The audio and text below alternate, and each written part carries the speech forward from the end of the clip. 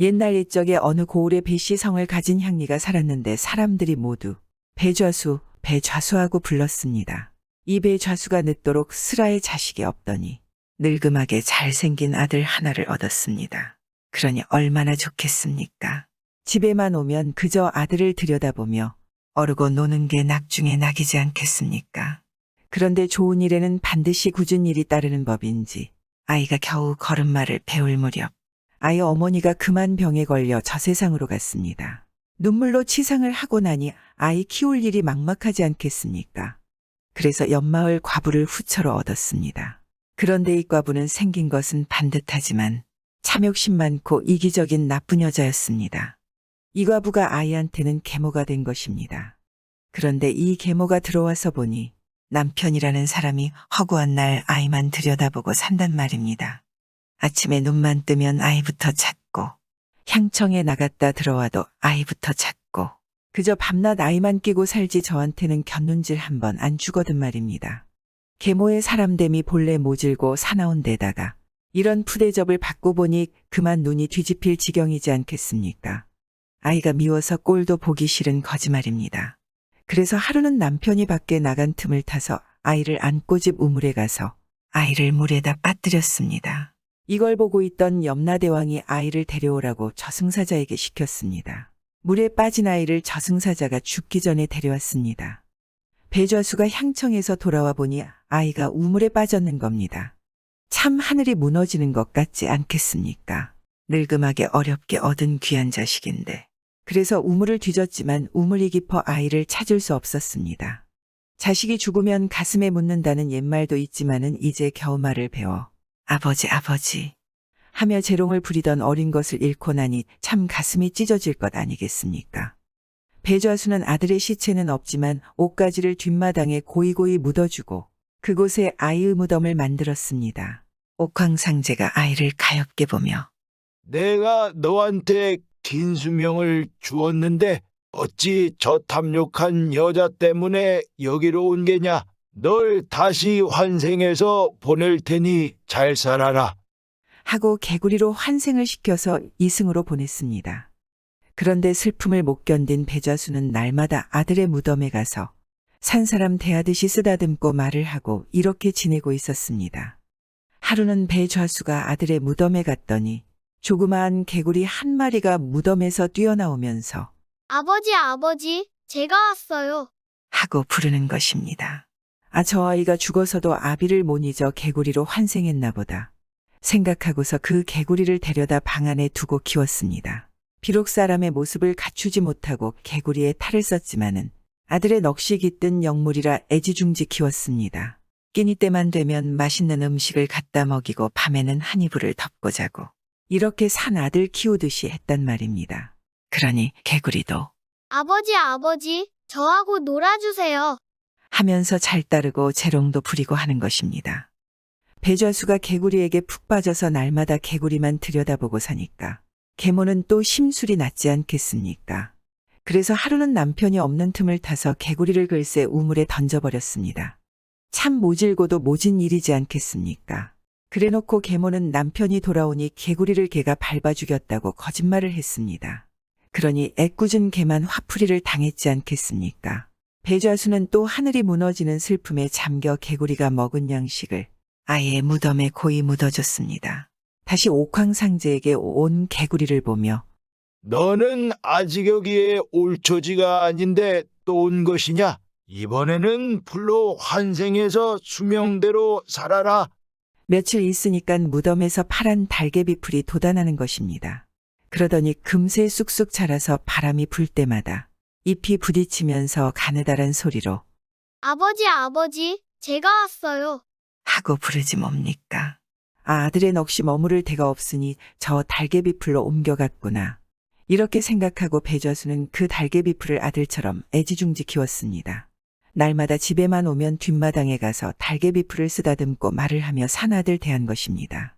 그럴 때마다 달개비 풀도 바람에 잎을 스치면서 아버지, 아버지, 저와 놀아주세요. 하고 애처로운 소리를 내곤 하는 것입니다. 이렇게 배좌수가 달개비 풀에 푹 빠져 있으니까 계모가 또 심술이 나지 않겠습니까? 그래서 남편이 없는 사이에 뒷마당에 소를 몰고 가서 달개비풀을 소에게 먹여버렸습니다. 배좌수가 돌아와 보니 달개비풀이 흔적도 없이 사라지고 없거든 말입니다. 어찌 된 일이냐고 물으니 소가 뜯어 먹어버렸다고 한단 말입니다. 가슴을 치고 눈물을 흘리면서 슬퍼했습니다. 그렇지만 소용이 있겠습니까? 그런데 달개비풀을 먹은 소가 그날부터 배가 불러오더니 얼마 안 있어 송아지 한 마리를 낳았습니다. 온몸에 번쩍번쩍 황금빛이 도는 금송아지를 낳았는데 이 송아지가 배좌수를 졸졸 따라다니며 아버지, 제가 왔어요. 하고 부른단 말입니다. 아들의 넋이 깃든 달개비풀이 소의 뱃속으로 들어가 마침내 송아지가 되어 나왔구나 이렇게 생각하니 반갑기 짝이 없지 않겠습니까? 그래서 그 금송아지를 아들인 양 고이고이 키웠습니다. 밥 먹을 때도 함께 먹고 잘 때도 함께 자면서 쓰다듬어주고 보듬어주고 이렇게 키웠습니다. 그러니까 계모가 또 심술이 나지 않겠습니까? 하루는 남편이 없는 사이에 금송아지를 도끼로 찍어 죽이려고 달려들지 뭐겠습니까? 금송아지가 그걸 보고 얼른 달아났습니다. 아버지, 여기서는 더 이상 제가 살 수 없어요. 하고 슬피 울면서 어디론가 가버렸습니다. 마침 그때 서울에서는 임금이 태평종이라는 금종을 얻어서 종로에 매달아 놓고 누구든지 종을 치는 사람에게 큰 상을 주겠노라고 방을 내걸었습니다. 무게가 1000근이 넘는 금종이라 여간 힘이 세어서는 못 치는 종이지 않겠습니까? 그 종을 치면 온 나라가 태평하고 근심 걱정이 사라진다고 해서 그러는 거짓말입니다. 그런데 아직까지 아무도 종을 치는 사람이 없는 것입니다. 온 나라에서 내로라 하는 장사들이 다 와서 종을 쳐봐도 꼼짝을 안 하는 것입니다. 그런데 하루는 종로에 금송아지가 나타나서 뒷발로 종을 댕댕하고 치는데 그 소리가 참 맑고 그윽하기가 이루 말할 수 없는 것입니다. 임금이 나가보니 사람이 아니라 온몸에 금빛이 도는 송아지가 종을 치고 있거든 말입니다. 예사로 상서로운 짐승이 아니라고 여기고 그 송아지를 대궐에 데려다가 어린 딸에게 줬습니다. 임금의 딸은 새로 외양간을 지어 금송아지를 넣어두고 날마다 정성을 다해 잘 보살폈습니다. 그럭저럭 날이 가고 달이 가고 몇 해가 지났습니다. 금송아지가 금종을 친 덕분인지 그동안 온 나라가 태평하고 백성들이 근심 걱정 없이 잘 살게 됐습니다. 모두가 태평스럽게 살아도 단 한 사람, 날마다 눈물로 날밤을 지새우는 사람이 있었는데 그 사람이 바로 아들을 잃은 배좌수지 않겠습니까? 금송아진들 어찌 제 아버지를 잊었겠습니까?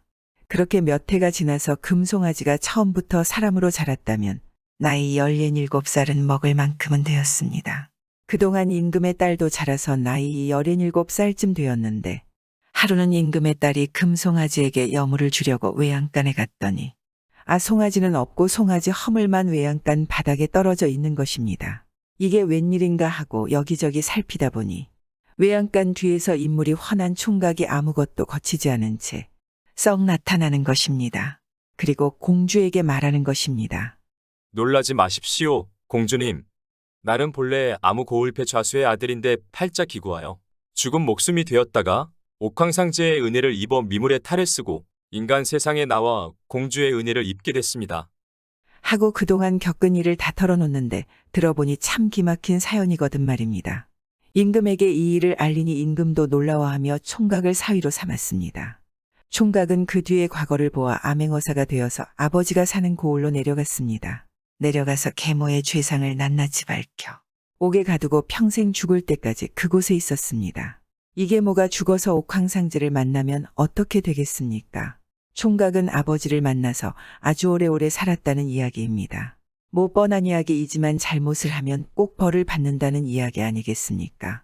이승에서 죄값을 받지 못하면 저승에서 더 끔찍한 벌을 받지 않을까요?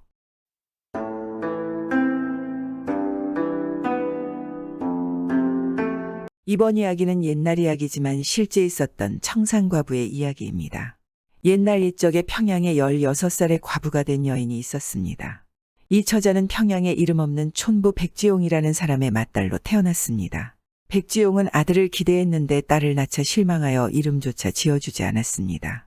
그런 소녀 백씨는 7살의 아버지를 여의고 궁핍한 생활을 하면서 홀어머니 손에 자라 14살에 시집을 갔습니다. 시집 간 지 2년 만에 병약했던 남편이 저 세상으로 갔습니다. 남편 잡아먹은 년이라고 시집에서 쫓겨났습니다. 옛날에는 이런 일들이 흔하지 않았겠습니까? 친정으로 돌아온 16살 소녀 과부는 친정엄마와 함께 쌍과부가 되었습니다. 그로부터 먹을 것 안 먹고 입을 것 안 입고 열심히 돈을 모았는데 그가 26살 되던 해 친정엄마마저 세상을 떠났습니다. 너는 똑똑한데 내가 가르치지 못한 것이 한이다. 부디 다음 생에는 좋은 부모 만나 잘 살기를 바라마. 라는 말을 남기고 말입니다. 그때 친정엄마가 물려준 것은 현금 1000여냥과 150냥짜리 집 한 채가 전부였습니다. 그러나 집안 어른들이 몰려와 부모 제사를 모시려면 아들이 없으니 양자를 드려야 한다 해서 집안 어른들의 뜻대로 사촌 오빠를 양자로 드렸는데 이 오빠가 전 재산을 모두 빼앗아 가버렸습니다. 그래서 26살의 빈털터리가 된 과부는 다시 이를 악물고 돈을 모았습니다. 이때부터 환갑 때까지 평양의 백과부로 불렸습니다. 그렇게 불리는 데는 다 이유가 있지 않겠습니까? 삭바느질의 길쌈은 물론이고 20리나 떨어진 시장에 가서 음식 찌꺼기를 모아와 돼지를 길렀으며 남들이 먹다 버린 복숭아 씨를 모아 시장에 내다 팔고 콩나물 장사도 했으며 돈벌이가 되는 것이라면 닥치는 대로 했습니다. 이런 백과부를 두고 사람들은 악발이 백과부 지독한 백과부라 불렀습니다. 때로는 호라비들이 찾아와 같이 살자고 우격다짐으로 데려가려고도 했고 또 아직 나이 젊은데 첩실자리가 있으니 팔자 고치라는 회유도 많이 받지 않겠습니까? 그리고 시정잡배들에게 보쌈당해 치도곤도 많이 당했습니다. 그러나 백과부는 꿋꿋하게 열심히 일하고 언제나 바르게 살았으며 남의 굳힌 일에는 제일 먼저 달려가 일손을 거들었습니다. 그러다 보니 모든 사람들이 백과부를 좋아했고 백과부가 하는 일은 모두 도와주었습니다.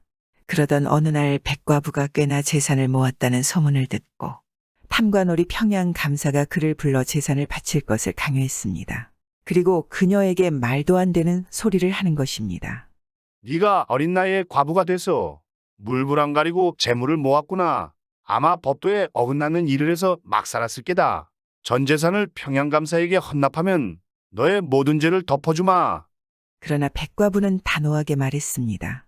죽으면 죽었지. 이유 없이 재산은 못 내놓습니다. 제가 어떤 법도를 어겼은지 소상하게 말해 주십시오. 털끝만큼 죄가 있다면 벌을 달래받겠습니다. 어렵게 모은 재산을 탐관오리에게 절대 바칠 수 없습니다. 하거든 말입니다. 그러자 탐관오리 평양 감사가 화가 나지 않겠습니까? 감히 미천한 안악주제 평양감사에게 주둥아리를 함부로 여는 것이냐. 인연을 당장옥에 가두어라. 하고 그녀를 감옥에 가두었습니다. 그러자 사람들이 몰려와 생사람 잡지 말라고 상소를 하며 동원마당을 떠나지 않았습니다. 그래도 탐관오리 평양감사는 그래도 사람들의 말에 귀 기울이지 않았습니다. 이 송사가 전국으로 퍼지자 탐관오리 평양감사는 어쩔 수 없이 그녀를 풀어주었습니다. 그렇게 번 돈으로 백과부는 땅을 샀습니다. 그리고 그 땅을 소장농에게 싼 값으로 대여해주고 소장료를 받아 다시 다른 땅을 사들이는 것을 반복하면서 재산을 크게 늘리게 되었습니다. 당시 돈 있는 사람들은 고리대를 이용해서 쉽게 재산을 늘렸지만 백과부는 그렇지 않았습니다. 옛말에 덕을 베풀면 복이 온다 했던가요? 그동안 많은 덕을 베푼 백과부에게도 복이 찾아왔습니다. 지금까지 악착같이 벌어온 돈을 10배로 늘릴 기회가 찾아온 것입니다. 백과부는 일본에서 건물을 지을 때 시멘트로 짓는다는 것을 미리 알고 일본인이 가지고 있던 대동강 근처에 있는 만달산을 싼 값에 구입했습니다. 만달산은 아무짝에도 쓸모없는 돌산이지만 몽땅 석회석으로 이루어져 있었습니다. 이 일이 그녀에게 큰 행운이 되었습니다. 얼마 후 시멘트가 대대적으로 필요하게 되면서 시멘트의 원료인 석회석이 가득한 만달산을 일본인 시멘트 업자에게 10배가 넘는 가격으로 되팔았습니다. 그렇게 부자가 된 백과부는 1908년 환갑을 맞았습니다. 대동군 고평면 고향에 커다란 다리 하나를 놓았습니다. 그 이유는 이랬습니다. 이 동네는 마을 중앙으로 큰 냇가가 있어 평소에도 물이 많아 잘 건너지를 못했는데 어느 날 백과부가 강 근처에 갔는데 하나나기 갓난아기를 업고 서럽게 울고 있는 것입니다. 그래서 안악에게 물었습니다. 무슨 일로 이리 슬피우는 것이냐. 너무 서러워 보이는구나. 그러자 안악이 눈물을 훔치며 말하는 것입니다. 지금 아이가 아파서 의원에 가야 하는데 저 강물 때문에 갈 수가 없어서 이렇게 울고 있었던 것입니다. 백과부가 잘 보니깐 자신도 이 강물 때문에 일을 하지 못할 때가 많고 곤궁에 처할 때가 있었습니다. 그래서 다리를 놓은 것입니다. 이곳에 큰 다리를 놓으니 마을의 큰 경사가 아닐 수 없지 않겠습니까? 마을 사람들이 백과부를 크게 칭송하자 돈이란 아무리 아까워도 써야 할 곳엔 꼭 써야 하지요. 그러려고 악착같이 번 것 아니겠습니까? 라고 했습니다. 사람들은 이때부터 백과부를 백선행이라 불렀습니다. 그리고 선행은 이름도 없던 백과부의 이름이 되었습니다. 그 뒤에도 백선행은 그 이름이 부끄럽지 않게 많은 사제를 털어 또 배우지 못한 어머니의 한이면서 자신의 한이었던 학교를 세우고 또 장학재단을 설립했습니다. 당시 평양에 있는 거의 모든 학교가 백선행의 기부금으로 운영될 정도였다고 합니다. 또 독립운동가 선생이 평양의 조선인을 위한 도서관을 건축하자고 하자 현재 가치로 150억 원 상당의 공사비와 운영자금을 제공했습니다. 그래서 1933년 5월 86을 일기로 세상을 떠날 때 35만 원, 현재 가치 350억 원의 재산은 한 푼도 남아 있지 않았습니다. 한국 여성으로서 최초로 사회장으로 치러진 백선행의 장례식에는 1만여 명의 인파가 운집했으며 수백 수천 명이 상복을 입고 그녀의 죽음을 애도했습니다. 300개가 넘는 화환과 만장 등이 늘어선 장례 행렬은 10리나 이어졌다고 합니다. 당시 평양 시민의 3분의 2인 10만 명의 시민들이 거리로 나와 평양 백과부의 마지막 길을 배웅했다 합니다. 16에 된 나이에 과부가 되어 수절한 그녀에게 자식은 없었지만 그녀를 어머니로 섬기는 청년은 수백 수천을 헤아렸고 평양시 전체가 그를 애도했다 합니다. 백선행은 돈이 얼마나 아름답게 쓰일 수 있는지를 알려준 최초의 부자였답니다. 돈이란 버는 것도 매우 중요하지만 어떻게 쓰느냐에 따라 그 사람의 인품이 평가되는 것이라 생각됩니다. 그래서 개같이 벌어서 정승같이 써라라는 속담이 있지 않겠습니까? 돈을 벌 때는 귀천을 가리지 않으며 고난을 구분하지 않고 벌지만 막상 그 돈을 쓸 때는 나라의 정승처럼 꼭 필요한 곳에만 써야 되며 만인에게 기쁨과 도움이 되어야 하는 씀씀이야말로 정승같이 쓰는 돈이 아닐까 합니다.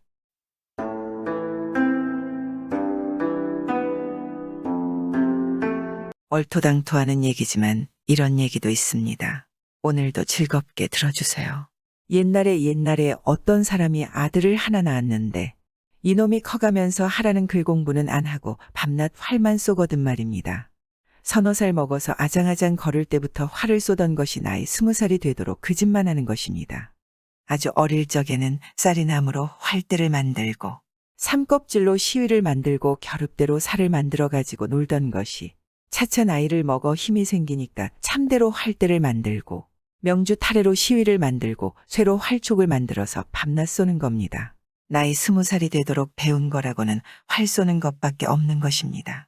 글이라고는 난 놓고 기억자도 모르고 농사짓는 법도 못 배웠으니 그놈을 어디다 쓰겠습니까? 아버지가 보다 못해 역정을 내지 않겠습니까? 너 먹여 살리는 것도 이제 지겨우니 당장 나가거라. 나가서 정승 사위나 되기 전에는 집에 올 생각도 마라. 아버지가 너무 화가 나서 그러지 않겠습니까? 하고 아들을 쫓아냈습니다. 정승 사위나 되기 전에 집에 돌아오지 말라는 것은 꼴을 봐서는 정승 사위 아니라 정승내 종노릇도 못할 것 같으니 정신이나 차리거든 돌아오라는 뜻이지 뭐 다른 뜻이 있겠습니까? 그런데 이놈은 그 말을 고지 듣고 집에서 쫓겨난 신세가 됐으니 이제는 아버지 말대로 정승 사위가 되어 돌아가는 수밖에 없다. 그리 생각하고 길을 떠났습니다. 정말 정승 사위가 되러 가는 것이지 말입니다. 한참 가다가 보니 산길을 가게 됐는데 난생 처음 보는 새 한 마리가 포르르 날아간단 말입니다. 그런데 그 우는 소리가 뿌웅 이러는 것입니다. 세상에 뿌웅뿌웅하고 우는 새도 다 있더란 말입니다. 그걸 한 마리 잡았습니다. 활 쏘는 놈이니까 길 떠날 때 다른 건 안 가지고 와도 활은 둘러매고 나왔거든 말입니다. 활을 쏘아서 뿌웅 새를 한 마리 잡았습니다. 마침 배가 고프던 참이라 새를 구워 먹고 다시 길을 가는데 한 걸음 떼놓을 때마다 제 몸에서 뿌웅뿌웅하고 소리가 나는 것입니다. 가만히 서 있으면 아무 소리도 안 나고 걷기만 하면 걸음에 맞춰 뿌웅뿌웅하니 참 기가 막히거든 말입니다. 대체 왜 이러나 하고 온몸을 샅샅이 뒤졌더니 저고리 끝에 그놈이 뿌웅새 깃털이 하나 묻어 있는 것입니다. 그걸 떼어내니까 걸음을 걸어도 아무 소리가 안 나는 것입니다. 깃털 때문에 그런 소리가 난 것입니다. 참 이상도 하다 싶어서 그 깃털을 끈으로 잘 묶어서 활대에 매달고 갔습니다. 그러고 나서 또 가는데 다른 산을 넘다 보니 난생 처음 보는 새 한 마리가 비쭉비쭉하고 울면서 날아가더란 말입니다. 비쭉비쭉하고 우는 새도 다 있는 것입니다. 마침 배가 고프던 참이라 그놈도 활을 쏘아 잡았습니다. 구워 먹고 가는데 이번에는 걸을 때마다 제 몸에서 비쭉비쭉하고 소리가 나거든 말입니다. 또 깃털이 묻어서 그런 것입니다. 그래서 비쭉 깃털도 활대에 묶어가지고 갔지 않겠습니까? 또 가다 보니까 이번에는 난생 처음 보는 새가 한라뽕 하고 날아가기에 그놈도 한 마리 잡았습니다. 구워 먹고 가는데 또 걸을 때마다 제 몸에서 한라뽕 하겠지 않습니까? 역시 그것도 깃털이 내는 소리인 것입니다. 한라뽕 깃털도 활대에 묶어 가지고 갔습니다. 이렇게 뿌웅새 깃털, 비쭉새 깃털, 한라뽕새 깃털을 가지고 가다 보니 서울까지 가게 됐습니다. 서울에 다 갔으니 정승 집을 찾아간단 말입니다. 이정승 집에는 딸이 하나 있었는데 어린 나이에 시집가서 청산과부가 된 것입니다. 이 녀석이 그 정도면 자기가 장가갈 수 있다고 생각한 것입니다. 정승네 집에서 한 번 혼례를 치른 과부지만 금지옥렵 키운 딸인데 아무나 사위를 삼으려 하겠습니까? 그래도 이 총각은 무슨 생각인지 장가갈 수 있다고 생각했습니다. 이놈이 정승 집에를 턱 들어가서 외치는 것입니다. 시골에서 쓸만한 놈이 왔다고 어서 대감께 여쭈어라. 하고 제법 하인들에게 호령을 했습니다. 하인들이 보니까 뭐 행색도 꾀죄죄한 떡거머리가 하나 와서 큰 소리를 치거든 말입니다.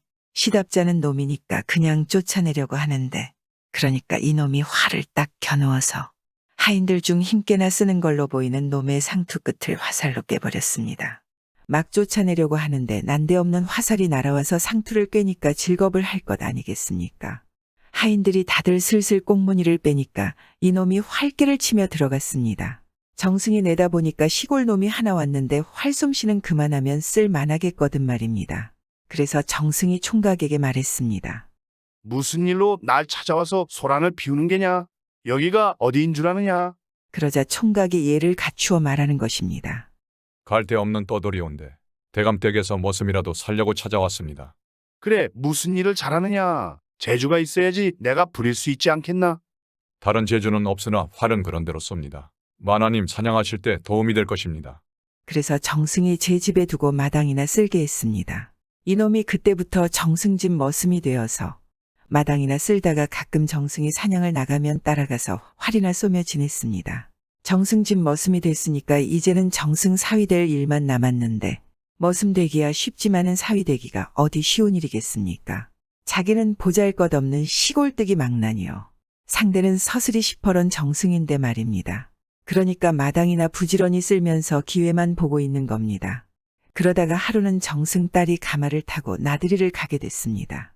이놈이 옳다구나 하고 가마꾼 하나를 슬슬 구슬려서 제가 가마를 맸습니다.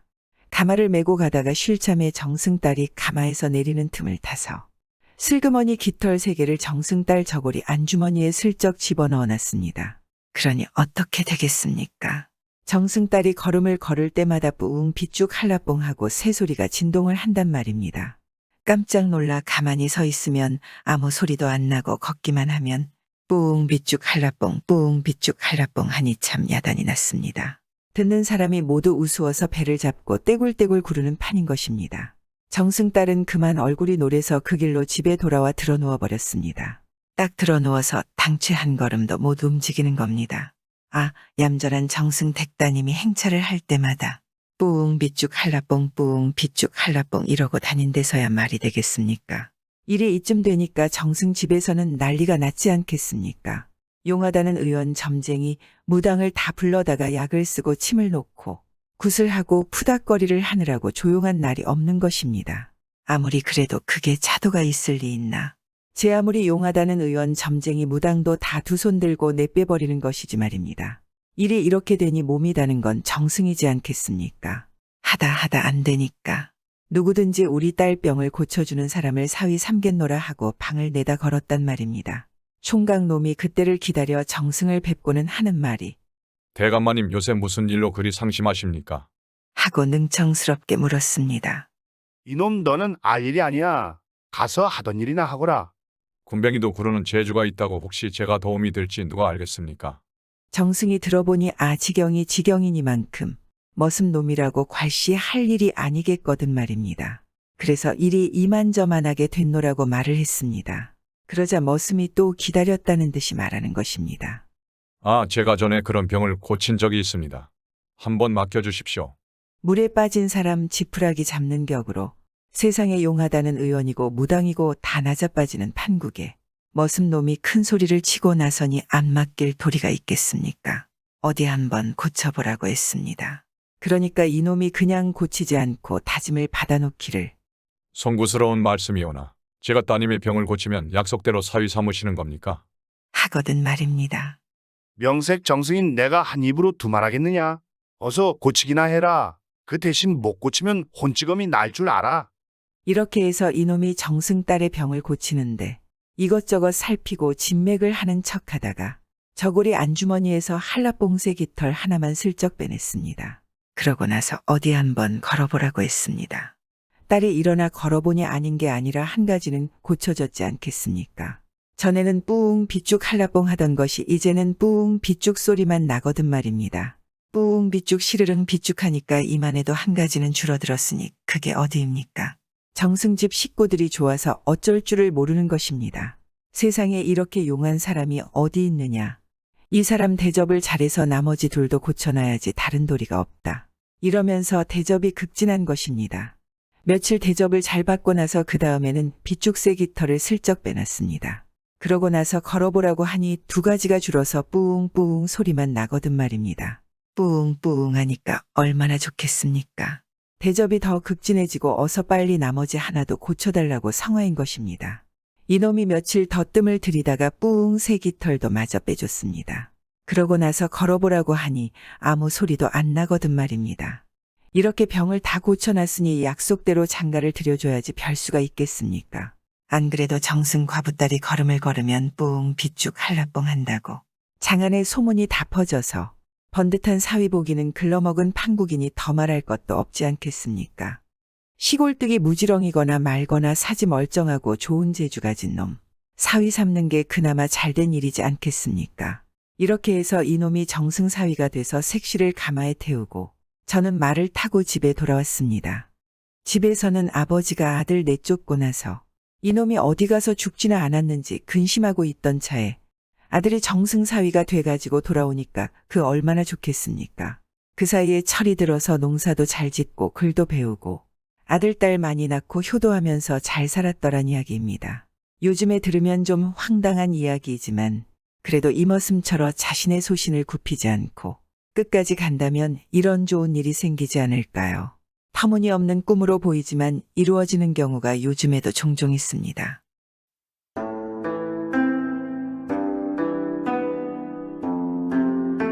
사람이 평생 살면서 호랑이 한 번 만나기도 어려운데 하루에 호랑이 3번 만난 사람도 있다니 별일이지 않겠습니까?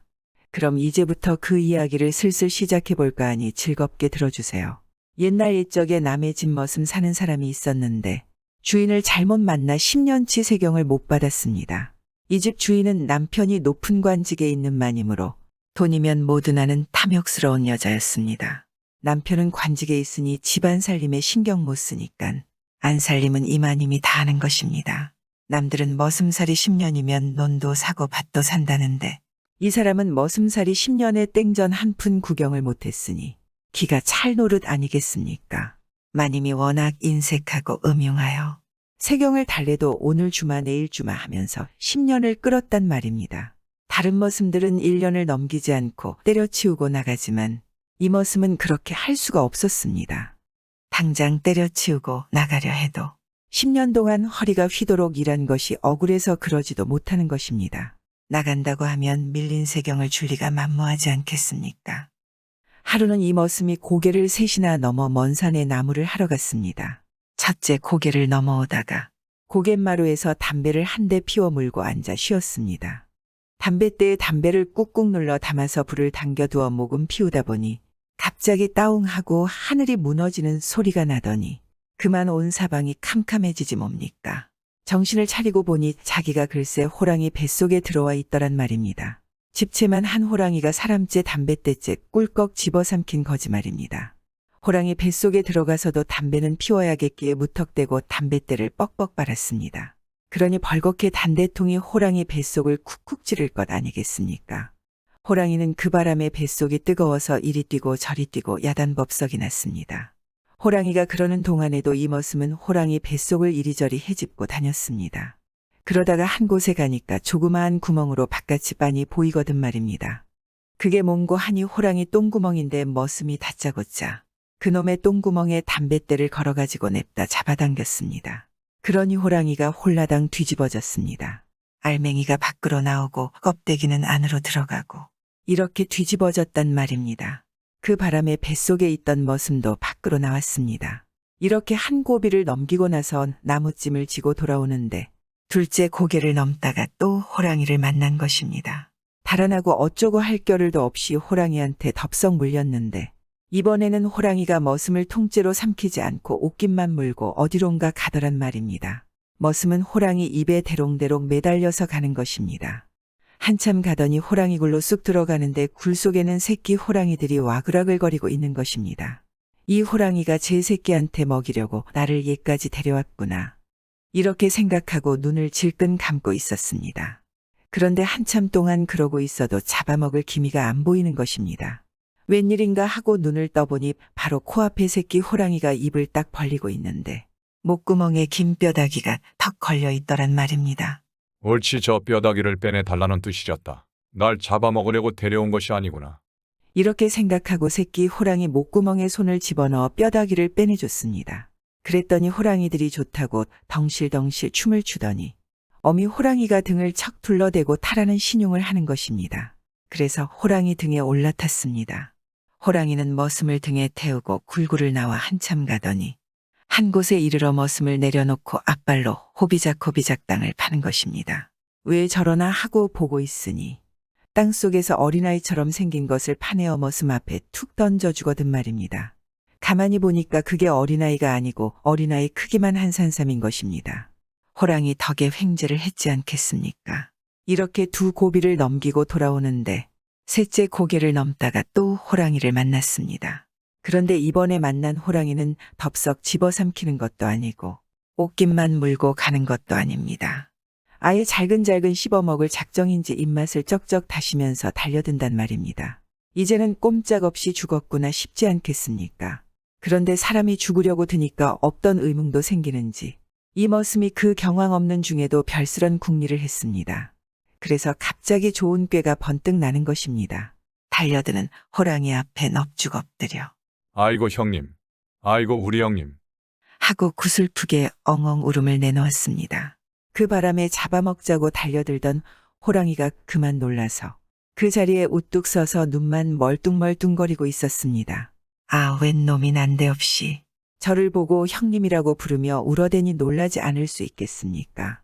그걸 보고 머슴은 이때다 하고 더 구슬프게 울면서 신세 타령을 늘어놓았습니다. 형님이 집을 떠난 지 10년이 넘도록 소식이 없더니 기어이 호랑이가 되었군요. 그동안 어머니는 세상을 떠나시고 나 혼자 남의 집머슴살이를 하며 형님을 기다렸더니 여기서 만날 줄이야. 어머니가 살아서 형님을 본다면 얼마나 기뻐하실까요? 어머니가 눈을 감을 때까지 형님만 찾았습니다. 왜 이제야 온 것입니까? 호랑이도 그 말을 알아들었는지 닭똥 같은 눈물을 줄줄 흘리면서 우는 것입니다. 사람도 울고 호랑이도 울고 그러다가 호랑이가 차마 제 아우를 잡아먹지 못하겠는지 그냥 돌아서겠지 않겠습니까? 머슴은 그만해도 좋으련만 이왕에 호랑이를 구워 삶아 놓았으니 이참에 호랑이 덕 좀 볼까 하고 가는 호랑이를 불러 세웠습니다. 그런데 형님, 주인 탐욕스러운 마님이 10년치 세경을 떼어먹으려 하니 형님이 좀 도와주시오. 그저 나하고 같이 주인네 집 앞까지만 갔다 오면 됩니다. 아무려면 인정 많은 호랑이가 오랜만에 만난 아우의 청을 거절할 리 있겠습니까? 고개를 끄덕끄덕하는 것입니다. 머슴은 옳다구나 하고 호랑이를 데리고 마을로 내려갔습니다. 마님 앞에 가서 호랑이한테 눈짓을 하니 호랑이가 이빨을 있는 대로 다 드러내고 으르렁거리지 않겠습니까?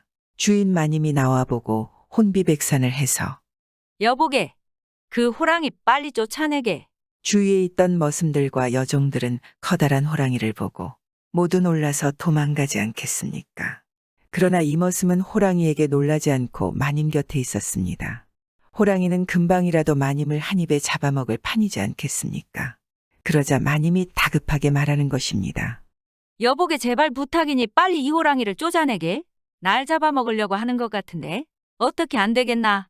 그러자 머슴은 기다렸다는 듯이 말하는 것입니다. 글쎄 나야 그러고 싶지만 이 호랑이가 밀린 세경을 당장 안 내놓으면 만화님 네 식구를 다 잡아먹겠다니 난들 어쩌랍니까? 하고 능청을 떨었습니다. 아, 호랑이한테 잡아먹힐 판국에 그까지 세경이 대수겠습니까? 마님이 발꿈치에 불이 일도록 달려가서 세경을 턱 내놓는 것입니다. 이 마님이 정신이 없으니 10년치 세경보다 몇 배의 돈을 내놓는 것입니다. 머슴이 돈을 받아 품에 넣자 글때서야 호랑이가 가버리는 것입니다. 그래서 이 머슴은 그 세경 받아 논도 사고 밭도 사고해서 잘 살았습니다. 그 후에 호랑이는 머슴집에 매번 찾아와 어머니 무덤에 서오는 것입니다. 그리고 여기저기 날짐승을 잡아와 놓고 가는 것입니다. 호랑이가 죽을 때까지 말입니다. 옛말에 호랑이 굴에 들어가도 정신만 차리면 살 수 있다는 이야기입니다. 이 머슴은 죽을 고비를 3번 만났지만 그것을 역으로 기회로 삼았습니다. 요즘 우리도 뜻하지 않는 안 좋은 일들이 생겨도 이 머슴처럼 끝까지 포기하지 않는다면 모든 일들이 아주 잘 풀리지 않겠습니까? 기회는 위기의 얼굴로 찾아온다는 말이 있습니다.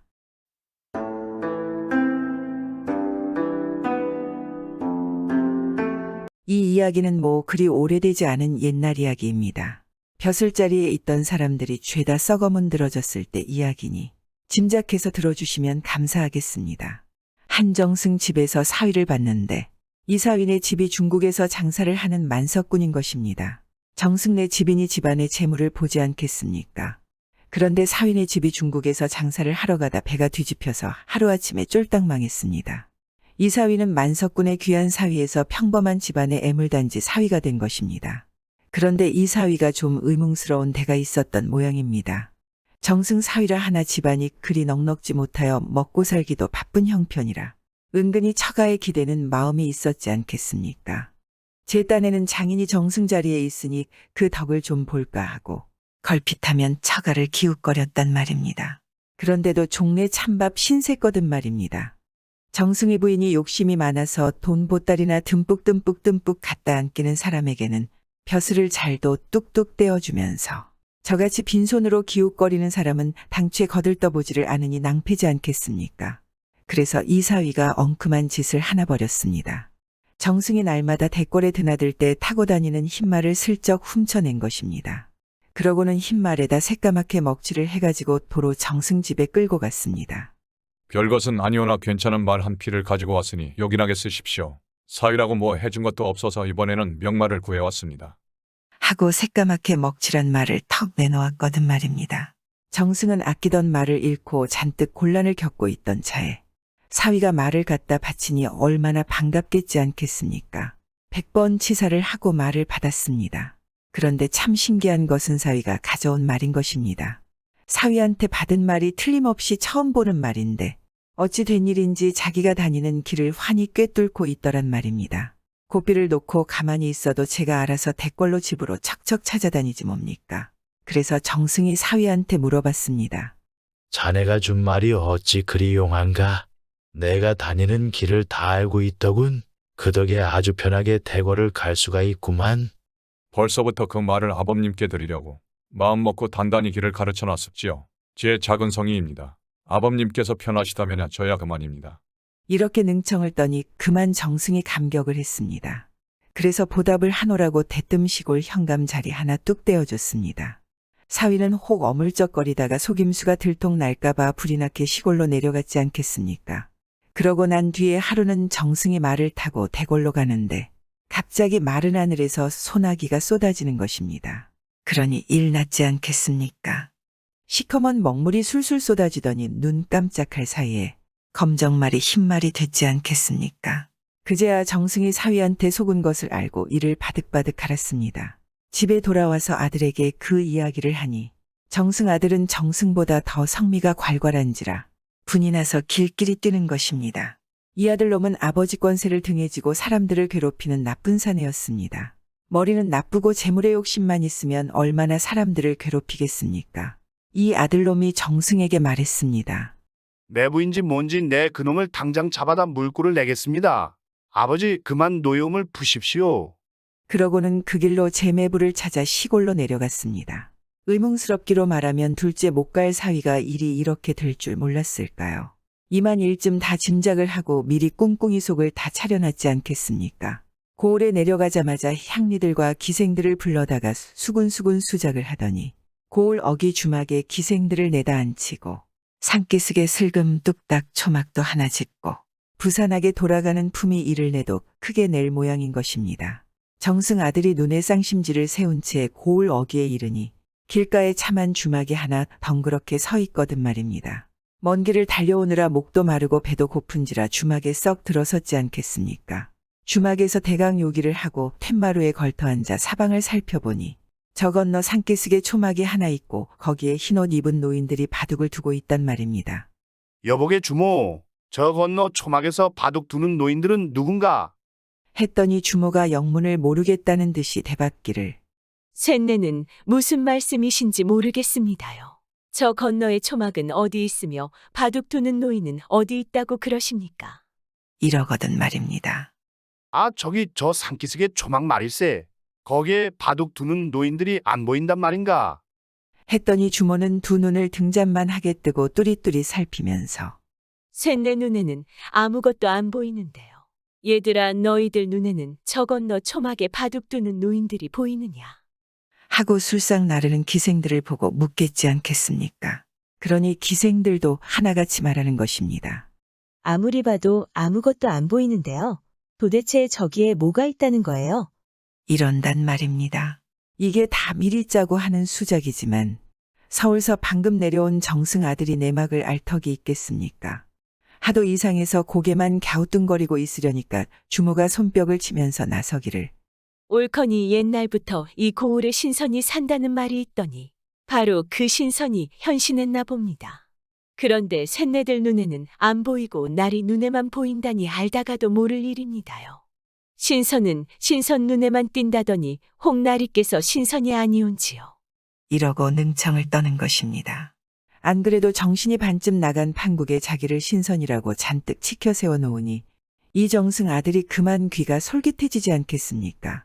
아무래도 가까이 가서 제 눈으로 똑똑히 봐야 할 것 같아서 그리로 갔지 않겠습니까? 가보니 과연 산뜻한 초막에 하얀 노인 둘이서 바둑을 두고 있는 것이 이 세상 사람 같지가 않는 것입니다. 두 노인은 정승 아들이 가까이 가도 곁눈질 한번 하지 않고 뚝딱뚝딱 바둑만 두고 있더니 한참 뒤에야 손짓을 해서 부르는 것입니다. 잔뜩 주눅이 들어 무릎을 꿇고 앉았더니 맑은 술 한 잔을 따라주면서 마시라는 것입니다. 신선이 주는 술이라면 말로만 듣던 감로주가 틀림없을 터이니 마다할 수 있겠습니까? 먹기만 하면 장수를 한다는데 덜컥 받아 마셨습니다. 거푸 석 잔을 받아 마시니 눈앞이 흐릿해지면서 정신이 몽롱해지더란 말입니다. 그래서 그 자리에 쓰러져 잤습니다.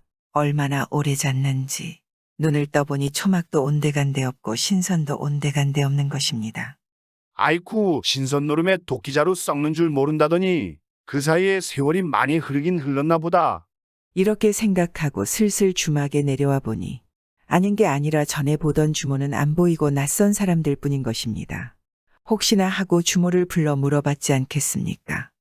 혹이 고을 관장이 아무개 정승의 사위되는 아무개가 아닌가? 그랬더니 주모가 펄쩍 뛰며 하는 말이 무슨 말씀이십니까? 그분이라면 100년 전에 이 고을을 맡은 분이라고 들었습니다요. 이런단 말입니다. 이게 미리 다 짜고 하는 수작이지만 정승 아들은 짐작인들 할 턱이 있겠습니까? 가뜩이나 머리도 나쁜데 말입니다. 야, 그 사이에 100년이 지났단 말이지. 그렇다면 매부도 벌써 100골이 되었을 터이니 서울로 돌아가는 수가 옳다. 이렇게 생각하고 말머리를 돌려 서울 집으로 갔습니다. 집에 턱 들어가 보니 꼭 저희 아버지를 닮은 노인이 마루에 걸터 앉아 담배를 피우고 있거든 말입니다. 100년 세월을 쳐서 대강 샘을 놓아보니 못되어도 제 증손자뻘은 되겠단 말입니다. 성큼성큼 다가가서 머리를 쓰다듬으며 말을 붙이기를 너는 어찌 너의 고조부를 그리도 쏙 빼닮았느냐? 했습니다. 정승이 들어보니 참 기가 탁 막히지 않겠습니까? 아들 녀석이 재매부 잡으러 간다고 시골에 내려가더니 그만 미쳐버렸구나 싶거든 말입니다. 그래서 말도 못하고 멀뚱멀뚱 바라보고 있는데 아들 녀석 하는 짓이 가관이 아닌 것입니다. 내 이놈, 아무리 처음 보는 조상이라 하나 내 증조부 앞에서 감히 담배질을 해. 이러면서 제 아버지 따귀를 한 대 올려붙이는 것입니다. 매부에게 깜박 속아서 제 아버지를 증손자로 알고 그 짓을 해놨으니 정승집도 말 그대로 콩가루 집안이 되고 말았지 뭡니까. 나중에 임금이 이정승의 매관매직을 알고 모두 파직하고 아주 먼 섬으로 유배를 보냈습니다. 물론 정승의 사위도 함께 보내지 않았겠습니까? 예전에는 이런 일들이 많았다고 합니다.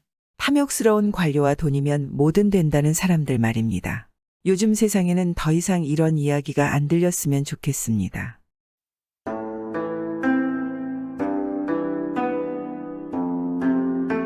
옛날 옛적에 소금 장수가 살았는데 이 사람이 어렸을 적부터 소금 장사를 해서 나이 40이 넘도록 소금집만 지고 다녔습니다. 그러니 소금 장사에는 아주 이골이 났지 않겠습니까? 소금을 기름종이로 덮어가지고 다니는데 이 기름종이가 소금의 절대로 절어서 물기를 머금으면 눅눅해지는 것입니다. 날씨가 굳을만 하면 기름종이가 먼저 눅눅해지니까 이 사람이 비가 올 걸 미리 알 수 있었습니다. 아무리 맑은 날이라도 기름종이가 눅눅해지면 두고 봐라. 조금만 있으면 반드시 비가 온다. 소금 장수가 큰 소리를 치는데 그게 신통하게도 딱딱 맞아떨어지는 것입니다. 소금 장수야 기름종이 눅눅해지는 걸 보고 그러지만 딴 사람들은 내막을 잘 모르니 그저 신통하기만 하지 않겠습니까? 그래서 모두들 이 소금 장수를 기막힌 도인으로 알았습니다. 그러다 보니 소문이 퍼지고 퍼져서 근방에 모르는 사람이 없게 되었습니다. 그런데 이때 어떤 고을의 변이 생긴 것입니다. 무슨 변인고 하니 그 고을의 원이 부임해서 내려가기만 하면 그날로 죽는 것입니다. 어제까지 멀쩡하던 신관 사또가 하룻밤 자고 나면 싸늘한 시체로 변한단 말입니다. 그것도 한두 사람이 아니고 벌써 여러 사람이나 죽었습니다. 이러니 어느 누가 그 고을에 가려고 하겠습니까? 아무도 안 가지 않겠습니까? 이런 판국에 신통한 도인이 있다는 소문이 어찌어찌해서 대궐에까지 퍼지게 되었던 것입니다. 그러니 임금이 어쩌겠습니까? 당장 불러올리라지 않겠습니까? 그래서 이 소금 장수가 임금한테 불려가게 됐습니다. 그러니 소금 장수는 걱정이 태산이지 않겠습니까? 자기는 그저 기름종이 하나만 믿고 큰 소리를 쳤는데 그게 소문이 나는 바람에 임금한테까지 불려가는 신세가 됐으니 앞일이 걱정이지 않겠습니까? 그래도 뭐 어떻게 해. 나라에 뽑혀가는 도인이라고 해서 좌우의 역졸들이 떡 벌어지게 옹의를 하고 가니 도망을 칠 수가 있나. 소문이 날 대로 난 판국에 이제 와서 난 아니오 할 수가 있겠습니까? 울며 겨자 먹기로 따라갈 수밖에. 그렇게 해서 서울로 가는데 가다가 일행이 주막에 들게 됐습니다. 주막에서 저녁을 먹고 밤이 이슥해서 방에 누워 있는데 주막 과부주모가 문 밖에서 부르는 것입니다. 무슨 일이냐고 물으니 우리 집 하나뿐인 아들이 원인 모를 병으로 몸져 누워 있는데 고칠 방도가 없습니다. 병이 워낙 깊어 오늘 밤을 넘기기 어려울 듯하니 높으신 도술로 제발 살려주십시오. 이런단 말입니다. 그것 참. 40평생 소금집만 지고 다닌 주제에 죽을 목숨을 어떻게 살리겠습니까? 앞이 캄캄하지 않겠습니까? 이 일을 어떻게 하나 하다가 에라 모르겠다. 이왕의 일이 이렇게 되었으니 도인 행세나 하고 보자. 이렇게 생각하고는 주모더러 잘 알았으니 물러가 있으시오. 내가 조만간 방도를 알려줌세. 했습니다. 그래놓고 나니 가슴이 답답해서 밖에 나와 어정거렸습니다. 마당에 나와 어정거리다 보니 마당 구석에 오래된 빨래 방망이가 하나 자빠져 누워있거든 말입니다. 누가 쓰다가 버린 모양입니다. 그래 하도 답답해서 혼잣말을 한 것입니다. 방망이야, 방망이야, 일을 어쩌면 좋으냐? 했습니다. 그랬더니 무슨 일로 그러십니까? 걱정 있으세요. 저한테 말해보세요. 하는데 가만히 보니까 글쎄 방망이가 말을 하는 것입니다. 방망이가 말을 해. 이거 참 귀신이 곡할 노릇이다 싶어서 방망이한테 말을 걸었습니다. 주막 안악내 아들이 알아누워서 다 죽어가는데 나더러 고쳐달라 하니 어떡하면 좋으냐고 말입니다.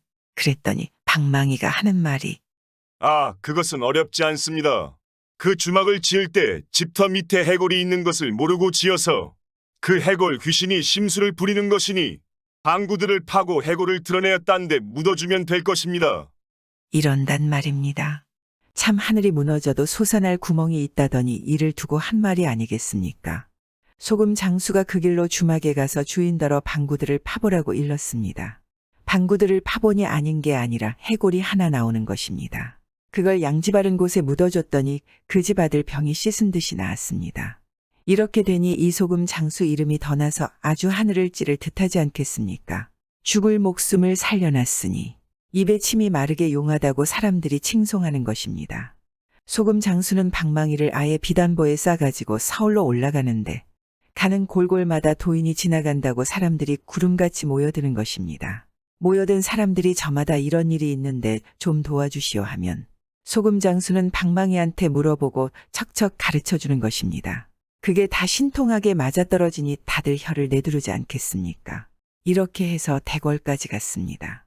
임금이 소금 장수를 조용히 불러다가 아무데 고을에 기이한 일이 있어 너를 불렀다. 그 고을의 원이 내려가기만 하면 그날로 죽어 나오기가 여러 차례이니 이게 어인 일이냐? 하고 물었습니다. 소금 장수는 방망이가 있으니 마음 푹 놓고 그것은 저를 그 고을 원으로 내려보내 주시면 잘 해보겠습니다.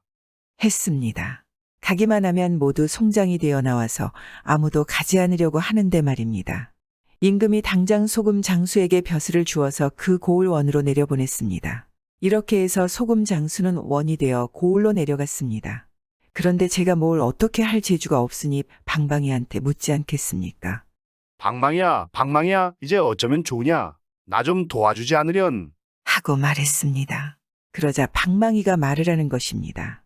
동원 뒤에 수백 년 묵은 고목이 있는데 그 나무 구멍 속에 백여우 3마리가 살고 있습니다. 그 백여우들이 조화를 부려서 원을 죽게 만드니 그놈들을 없애야 합니다. 어떻게 없앤단 말이냐? 장작 300짐을 마련하여 고목 밑에 쌓아놓고 새끼줄 3,000발을 꼬아 장작을 묶으십시오. 그리고 용한 사냥꾼 30을 뽑아 고목 둘레에 세워놓고 장작에 불을 지르십시오. 여우들이 놀라 뛰어나오거든 사냥꾼더러 활을 쏘게 하십시오. 한 마리라도 놓쳐서는 안 됩니다. 소금 장수가 그대로 했습니다. 장작 300짐을 고목 밑에 쌓아놓고 새끼줄 3,000발로 묶었습니다. 활 잘 쏘는 사냥꾼 30을 뽑아 둘레에 세워놓고 장작 더미에 불을 질렀습니다. 불길이 솟아오르니 이 여우 3마리가 뛰어나오는데 사냥꾼들이 활을 쏘아 2마리는 마치고 1마리는 놓친 것입니다. 어찌됐든 백여우가 없어지니까 그 고을도 조용하게 됐습니다. 소금 장수는 그 고을 원이 되어 정사를 잘 보고 살았습니다. 그런데 얼마 안 가서 또 일이 났습니다. 무슨 일인고 하니 이번에는 이웃나라 임금이 부르는 것입니다. 우리나라고 이웃나라고 간에 임금이 부른다는데 안 갈 수 있겠습니까? 갔습니다. 가면서 방망이한테 물었습니다. 이웃나라 임금이 무슨 일로 나를 부르는 것이냐? 방망이 너는 알고 있지 가르쳐 주렴. 그랬더니 방망이가 하는 말이 그때 백여우 3마리를 다 못 죽이고 1마리를 놓친 것이 화근입니다. 그 여우가 이웃나라로 도망가서 예쁜 여자로 둔갑을 해가지고 그 나라 임금의 첩이 되었는데 몸이 아프다는 핑계를 대고 이 병에는 우리나라 도인만이 고칠 수 있다고 임금을 꾀어서 이렇게 되었습니다. 거기 가기만 하면 당신 간을 빼먹으려고 할 것입니다. 이런단 말입니다. 듣고 보니 가기만 하면 죽을 판인 것입니다. 이 일을 어떻게 하느냐 방망이한테 물어봐야지 어떻게 하겠습니까? 방망이가 가르쳐 주기를 압록강을 건너기 전에 백두산 아래 아무 마을에 가면 삼족구라는 다리 3 달린 개가 있을 것이니 그 개를 사다가 도포 소매 속에 넣어가지고 가십시오. 제 아무리 사악한 백여우라도 삼족구한테는 못 당할 것입니다. 하기에 그대로 했지 않겠습니까? 참 백두산 아래에 가니까 몸집은 조그마한데 털 색깔이 검고 다리가 3 달린 개가 있는 것입니다. 그 개를 큰돈을 주고 사서 도포 소매 속에다 넣어가지고 갔습니다. 이제 이웃나라 대궐에 들어가니까 임금이 후원 별당에 가서 첩의 병을 고쳐달라고 그런단 말입니다. 그래서 후원 별당으로 갔습니다. 12 대문을 열고 들어가니 방 안에 젊은 여자가 누워있는데 진맥을 하는 척하고 소매 속에서 삼족구를 풀어놨습니다. 그랬더니 삼족구가 멍하고 한 번 짖더니 훌쩍 뛰어서 누워있는 여자 목을 단번에 물어버리거든 말입니다. 그러니까 여자는 캥하고 비명을 지르고는 백여우가 돼서 꼬리를 2발이나 뻗고 죽어버렸습니다. 이렇게 해서 소금장수는 죽을 목숨이 살아서 우리나라로 돌아왔습니다. 돌아와서 생각하니 이제까지 도인 노릇을 하고 죽을 고비를 넘긴 것이 모두 방망이 덕분이라 비단보에 싼 방망이를 어루만지면서 어떻게 하면 너의 은혜를 갚을 수 있느냐? 무엇이든 말해보아라. 했더니 방망이가 갑자기 슬피 울면서 하는 말이 저는 본래 의주 사는 뱃사람입니다. 배를 타고 장사를 하다가 풍랑을 만나 죽었는데 제 혼이 저승에 들지 못하고 강에서 빨래하는 안아기 방망이에 붙어 떠돌아다니다가 당신을 만났습니다. 제 식구들이 아직 의주에 살고 있으니 부디 저를 거기에 데려다 주십시오. 이런단 말입니다. 소금 장수가 그 말을 듣고 의주에 있는 옛집을 찾아갔습니다. 보니 식구들은 장사하러 나간 가장의 생사를 모르고 이제나 저제나 기다리고 있더란 말입니다. 거기 가서 방망이를 내놓고 그동안 사정 이야기를 하니 식구들이 모두 방망이를 얼싸안고 슬피 울지 않겠습니까? 방망이도 슬피 울다가 이제 나는 식구들을 만나서 여한이 없으니 부디 조상 무덤 밑에 묻어주십시오. 그러면 혼도 편안히 저승에 들 것입니다. 하거든. 그래서 그 집 식구들과 함께 방망이를 후에 장사 지냈습니다. 그리고 방망이의 식솔들에게 많은 재물을 주어서 평생 먹고 살게끔 했습니다. 그 이후 소금장수는 도인 노릇을 그만두고 아무도 없는 깊은 산속에 들어가서 살았습니다. 매일 사람들이 찾아와 청을 하니 어떻겠습니까? 이제 방망이도 없는데 말입니다. 이 이야기는 죽어서도 남겨진 식솔들을 걱정해서 이승에 머문 가장의 이야기입니다. 우리 부모님들도 모두 이런 방망이이지 않겠습니까? 자나깨나 자식들 걱정하는 우리 부모님들 모두 말입니다. 부모님께 아주 잘해야 하지 않을까요?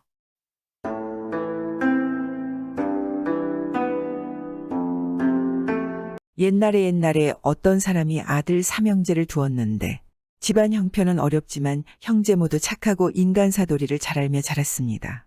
삼형제는 홀로인 아버지를 극진히 모시고 형제끼리도 우애가 참 좋았습니다. 그런데 세월이 흘러서 삼형제가 다 커서 장가갈 나이가 되었을 때 이 사람이 병이 들어 죽게 됐습니다. 죽기 전에 아들 삼형제를 불러놓고 유언을 하는 것입니다.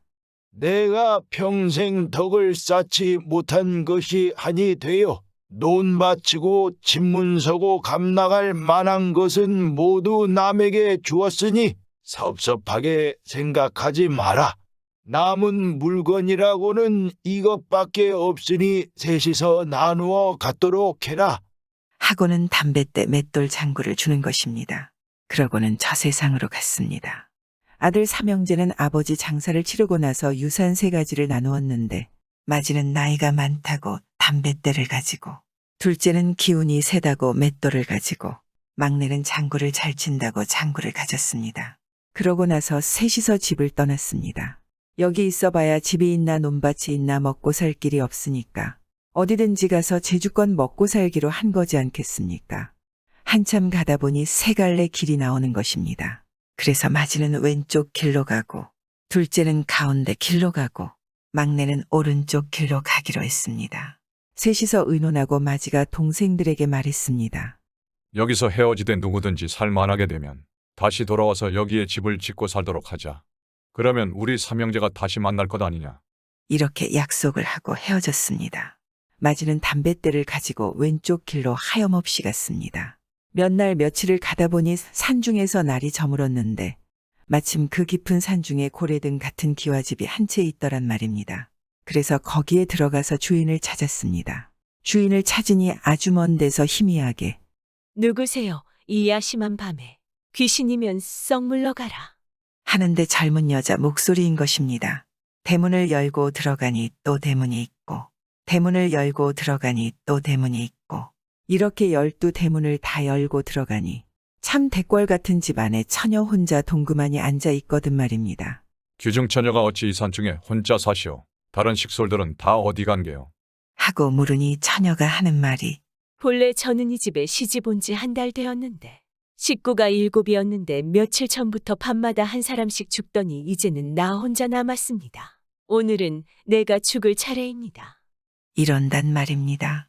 그거 참 괴이한 일도 다 있다 싶어서 겁도 나지만은 산중에서 처녀가 죽는다는데 그냥 보고만 있을 수 있겠습니까? 그래서 말했습니다. 오늘 밤에 내가 무슨 일인지 알아볼 터이니 다락에 올라가 숨어 있으시오. 그러자 처녀가 정색하며 말하는 것입니다. 그러다가 손님까지 변을 당하면 어쩌려고 그러십니까? 그냥 빨리 이 집을 나가서 살 길을 찾으세요. 하고 말리는 것입니다. 하지만 마지는 아무 걱정 말라고 하고 처녀를 다락에 숨겨놨습니다. 그러고는 제가 처녀 옷을 입고 촛불 밑에 앉아 있었습니다. 밤이 이슥해지니까 밖에서 찬바람이 시잉하고 일더니 12대문 여는 소리가 삐걱삐걱하고 12번이 나는 것입니다. 그러더니 촛불이 훅 꺼지면서 시커먼 것이 방 안으로 스르르 들어오는 것입니다. 들어오더니 뭐 어떻게 손을 쓸 새도 없이 기다랗고 시커먼 것이 제 아랫도리를 휙 감아서 꼼짝을 못하게 하더란 말입니다. 아이고, 이제는 꼼짝없이 죽었구나. 이럴 때 칼이라도 하나 있었으면 이걸 단번에 2동강 내버릴 텐데. 수중에 가진 거라고는 아무짝에도 못 쓰는 담뱃대뿐이니 어쩐담. 에라 이왕에 죽을 바에는 아버지가 물려주신 담뱃대로 담배나 한 대 피우고 죽을란다. 하고서 담뱃대를 물고 불을 당겼습니다. 아, 그런데 이게 웬일입니까? 담배 연기를 몇 모금 내뿜었더니 아랫도리를 감고 있던 것이 스르르 나가 떨어지는 것입니다. 촛불을 켜고 살펴봤더니 글쎄 길이가 10대 차나 되는 시커먼 왕지네가 쭉 뻗어 있는 것입니다. 지네라고 하는 것은 독한 담배 연기를 쐬면 죽거든 말입니다. 그래서 참 아버지가 물려준 담뱃대 덕분에 목숨을 건졌지 않겠습니까? 그러고 나서 다락문을 열고 보니 처녀가 그 사이에 혼절을 해서 정신을 못 차리고 있는 것입니다. 너무 겁이 나서 그런 거지 않겠습니까? 물을 끓여다 먹이고 팔다리를 주무르고 하니까 깨어났습니다. 처녀가 깨어나서 마지에게 절을 하면서 목숨을 구해주신 은인이니 평생 서방님으로 모시고 은공을 갚을까 합니다. 마침 남편이 남기신 폐물이 있으니 그걸 가지고 함께 여기를 떠납시다. 이러거든 말입니다. 그래서 마지는 예쁜 색시도 얻고 폐물을 팔아서 돈도 많이 얻었습니다. 그러니까 참살 만하게 된 거지 않겠습니까? 그래서 아우들과 약속한 대로 갈림길로 돌아와서 집을 짓고 살았습니다. 둘째는 맷돌을 짊어지고 가운데 길로 갔습니다. 몇 날 며칠을 하염없이 갔습니다. 가다 보니 둘째도 산중으로 들어가게 됐는데 날이 저물어 묵을 곳을 찾다 보니 어디쯤 다 허물어져 가는 집이 한 채 있더란 말입니다. 거기 가서 주인을 찾아도 아무 대답이 없는 것입니다. 몇 번 불러도 대답이 없기에 들어가 봤습니다. 들어가 보니 빈집인 것입니다. 다리도 아프고 기운도 없고 해서 거기서 하룻밤 자기로 했습니다. 누워서 잠을 청하는데 갑자기 밖에서 시끌벅적한 소리가 들리는 것입니다. 내다보니 뭐 키가 8대 장승 같은 놈들이 방망이를 하나씩 들고 마구 시끄럽게 떠들면서 들어오는 것입니다. 아이고, 내가 집을 잘못 들었구나. 여기는 아무래도 도둑 소굴 같아. 둘째는 급한 김에 맷돌을 둘러매고 다락으로 올라갔습니다. 다락에 올라가서 다락문 틈으로 가만히 내다보니 험상궂은 놈들이 우르르 몰려들어와서 얘들아 배고픈데 밥이나 먹자 하더니 밥 나와라 밥. 배가 고프니깐 빨랑 나와라. 하고서 들고 있던 방망이를 빨래방망이 두드리듯이 뚝딱뚝딱 두드리는 겁니다. 그러니까 금세 하얀 쌀밥이 솔솔 나오는 것입니다. 아, 저것들이 말로만 듣던 도깨비로구나. 도둑 소굴보다 더 무서운 곳에 왔구나. 하면서 보고 있으니 이놈들이 밥을 다 퍼먹고 옷 나와라. 돈 나와라 하면서 장난을 치다가 나중에는 춤을 추면서 한바탕 놀아대는 것입니다. 밤이 얼추 지나가고 새벽녘이 될 때까지 그러고 놀더니 한 도깨비가 얘들아 인내난다 인내나 하면서 코를 벌름벌름 하는 것입니다. 그러니까 다른 도깨비들도 킁킁 냄새를 맡으면서 돌아다니더니 저 다락에서 인내가 난다 하면서 둘째가 숨어있는 다락으로 슬슬 올라오는 것입니다. 정말 큰일 났지 않겠습니까? 이키 이제는 꼼짝없이 죽었구나. 이럴 땐 몽둥이라도 하나 있었으면 저것들을 한 대씩 후려패고 도망이나 갈 텐데 가진 거라고는 아무짝에도 못 쓰는 맷돌뿐이니 어쩐담. 에라 이왕에 도깨비한테 잡혀 죽을 바에는 아버지가 물려주신 맷돌이나 한번 돌려보고 죽을란다. 하고서 맷돌을 드르렁 드르렁 돌렸습니다. 그랬더니 아 이게 웬일입니까? 도깨비들이 맷돌 소리를 듣고 혼비백산에서 방망이고 뭐고 몽땅 집어던지고 우르르 도망을 가는 것입니다. 빈맷돌을 드르렁 돌려댔으니 그 소리가 좀 크지 않겠습니까? 본래 도깨비라고 하는 게 겁이 많아서 맷돌 소리가 집 무너지는 소리인 줄 알고 도망을 간 것입니다. 둘째가 다락에서 내려와 보니 모 금방망이 은방망이가 지천으로 널려 있는 것입니다. 도깨비들이 내던져 놓고 도망을 간 것입니다. 그걸 주워 가지고 나왔지 않겠습니까? 이래서 참 아버지가 물려준 맷돌 덕분에 부자가 됐습니다. 부자가 돼서 살만하니까 형제끼리 약속한 대로 갈림길로 돌아와 집을 짓고 살았습니다. 막내는 장구를 둘러매고 오른쪽 길로 갔습니다. 몇 날 며칠을 걸어서 낯선 곳에 갔습니다. 그런데 어쩌다 보니 막내도 깊은 산중에 들어가게 됐습니다. 산중에서 날이 저물었는데 거기는 아주 깊은 산중이라 집도 절도 없는 것입니다. 그래서 여기저기 헤매고 다니다 보니 저만치 앞에서 시퍼런 불빛이 번쩍번쩍하는 것입니다. 그것도 한두 개가 아니고 수십 개가 예서 번쩍 재서 번쩍하는데 그게 뭔고 하니 호랑이 눈인 것입니다. 호랑이들이 막내를 잡아먹으려고 떼지어 몰려왔다 이 말입니다. 참 큰일 났지 않겠습니까? 막내는 엉겁결에 근처에 있는 나무 위에 올라갔습니다. 그랬더니 이놈의 호랑이들이 목마를 타고 올라오는 것입니다. 제일 큰 놈이 밑에 엎드리고 그 다음 놈이 그 위에 올라타고 또 그 다음 놈이 그 위에 올라타고 이렇게 목마를 타고 올라오는데 뭐 잠깐인 것입니다. 잠깐 사이에 얼추 닥했거든 말입니다. 꼼짝없이 호랑이 밥이들 판이지 않겠습니까? 에구 이제는 죽었구나. 이럴 때 총이라도 하나 있었으면 저놈들을 쏘아 죽일 텐데 가진 거라고는 아무짝에도 못 쓰는 장구뿐이니 어쩐담. 에라 이왕에 호랑이 밥이 될 팔자라면 아버지가 물려주신 장구나 한번 쳐보고 죽을란다. 하고서 장구를 쿵덕쿵덕 쳤습니다. 덩기덩기 더덩기 불쌍한 우리 아기. 저 고개 어찌 발 벗겨 넘길손가. 덩기덩기 더덩기 불쌍한 우리 아기. 저 고개 어찌 발 벗겨 넘길손가. 아주 노래까지 곁들여 한바탕 신나게 쳤습니다. 그랬더니 이놈의 호랑이들이 신이 나서 줄줄이 목마를 탄 채로 덩실덩실 춤을 추는 것입니다.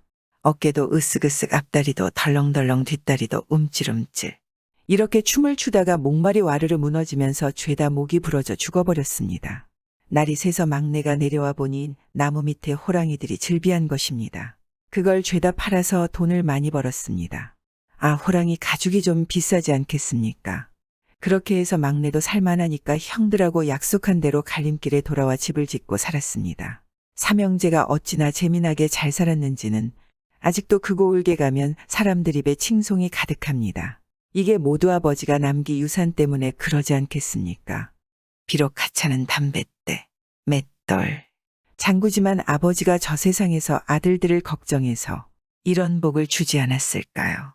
부모님이 주신 것은 어떤 재물보다 값지지 않겠습니까? 구독은 공짜입니다.